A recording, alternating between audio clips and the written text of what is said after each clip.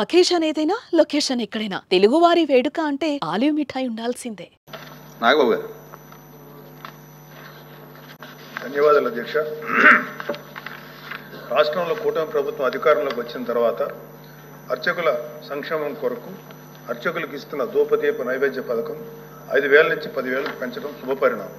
అయితే దీనిలో గౌరవ వేతనంగా 7,000 రూపాయలు ఇస్తున్నారు. పడితరం అంటే దేవాలయాల్లో నైవేద్యం తయారు చేయడానికి ధూపదీప కార్యక్రమాలకి వినియోగించుకోవడానికి ఇచ్చే ఖర్చు 3,000 రూపాయలుగా ప్రతి అర్చకుడికి ఇస్తున్నారు. ఈ పథకాన్ని 10,000 రూపాయలు ఇన్కమ్గా కన్సిడర్ చేయడం కారణంగా అర్చకుల పిల్లలకి తల్లికి వందనం పథకం పొందలేకపోతున్నారు. ఇది రాష్ట్ర వ్యాప్త సమస్యగా గుర్తించి అర్చకుల పిల్లలకు తల్లికి వందనం ఇతర సంక్షేమ పథకాలు అందే విధంగా గౌరవ మంత్రి చర్యలు తీసుకుంటారని ఆశిస్తున్నాను.